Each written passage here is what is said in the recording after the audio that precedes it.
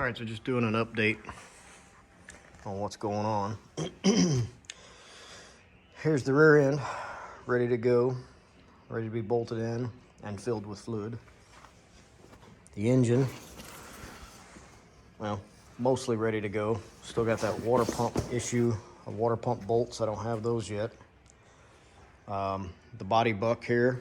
I want to take this moving blanket here. It's a 16 by 8, I think.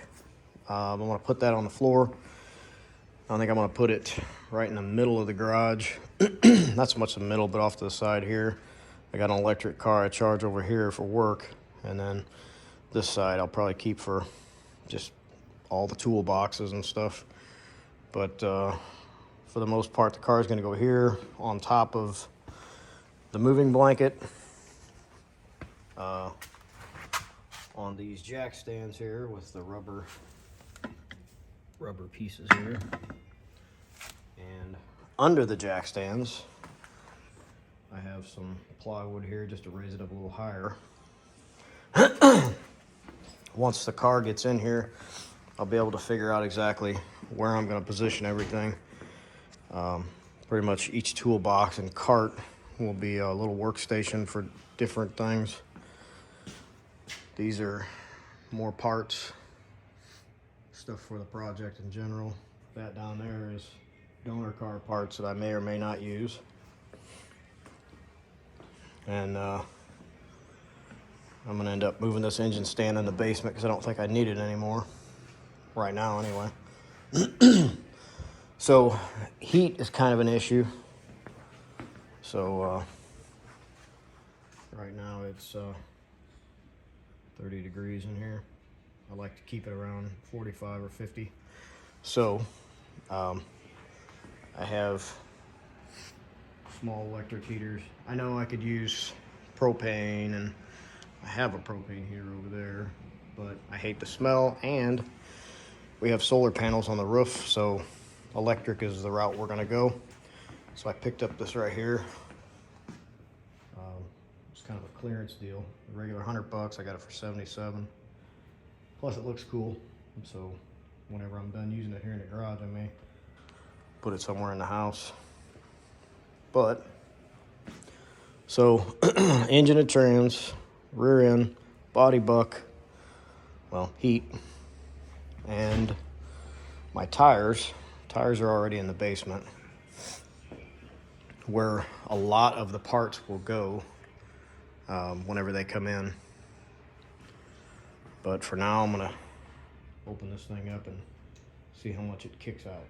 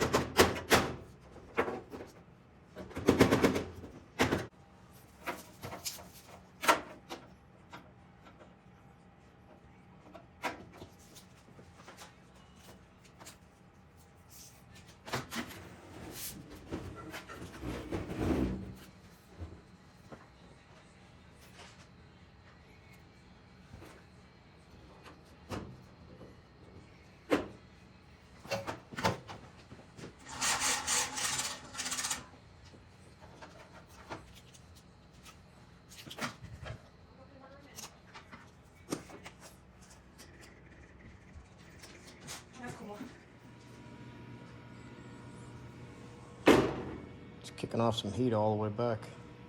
Good 2 foot.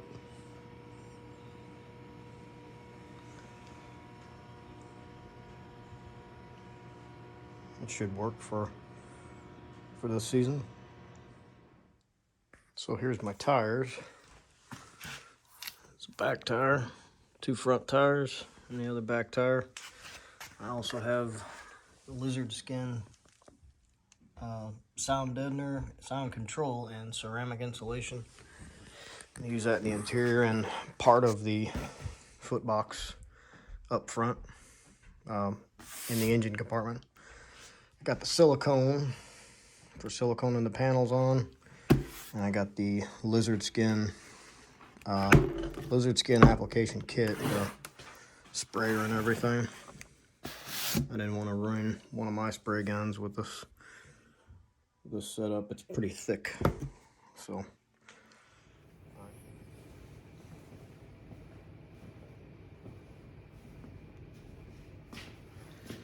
So to update what's going on, I'm supposed to have the kit Thursday, which was 2 days ago.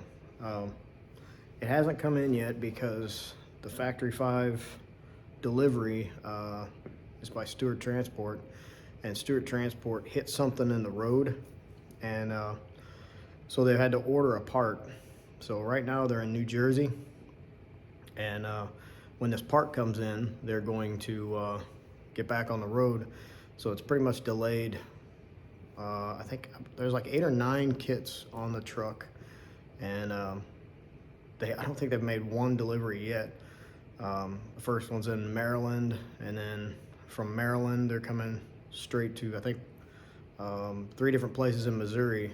I'm supposed to be the first one, and then there's another one right down the road, and then another one, I think, Kansas City area, and some in Texas, Oklahoma. So yeah, this pretty much put a dampener on everything. I planned on this weekend, spending the whole weekend inventorying, but it looks like I'm gonna end up working on some other projects that I have here. Not that I don't have a lot of projects. I got a Honda Ruckus that I've been working on off and on. So I'm going to, I think, work on that. Maybe I can get it out of my garage, give myself some more room. So that's just an update of what's happening. So this is the Honda Ruckus here. The issue with this is my daughter's Honda Ruckus. She let it sit too long, didn't drain the float bowl or the carburetor, no winterizing at all in her vocabulary. So I pulled the carburetor off, cleaned it once, seemed to be clean, put it back on. Still don't want to run right. So I drained the fuel tank, cleaned it, put it back together, filled it up. Seemed to be an issue with maybe the fuel pump. Fuel pump's $12, so I figured I'll throw a fuel pump on there. Did that, still got kind of an issue. So now I'm gonna pull the carburetor back off again, check it out. In the meantime, I picked up another carburetor, 38 bucks. Everything's pretty cheap on this thing. Just kind of a pain in the ass, but so the entire fuel system is gonna be brand new. Hopefully this damn thing will start and continue to run. I can get it started, but getting it to continue to run is kind of the issue.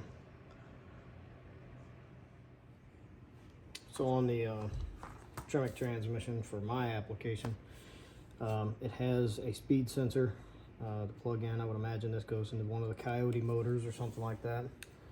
And then it's got a digital sensor here, so this transmission is pretty versatile. The digital one I'm just gonna leave there like that. Just leave that cap on there the whole time.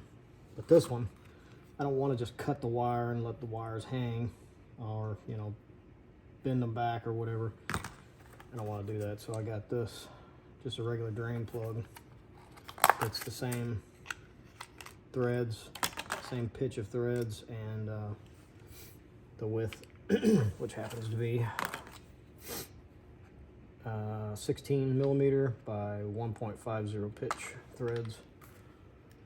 So actually, you know, might just go ahead and put a little Loctite on here too. Don't plan on taking this thing out at all.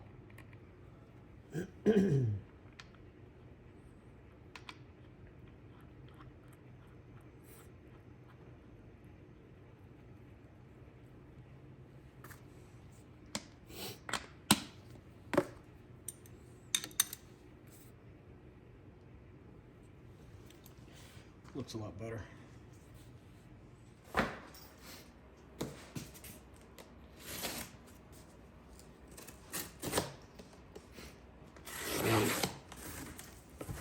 These I've been looking for a long time.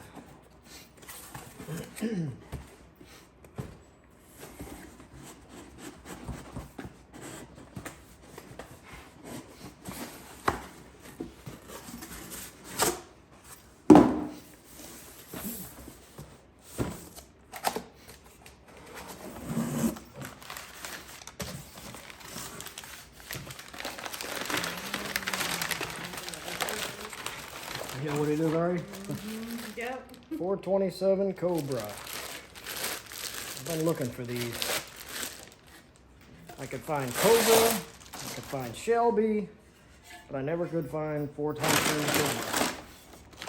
I could find them in pictures, but never to order. So they're gonna go on here now. Plus these are actually a little bit taller. These are taller than the ones that's on there now. I'm gonna get that swapped out soon. Got another package in the mail today. This is going to be a Bluetooth system for the Cobra. I'll have 2 channels,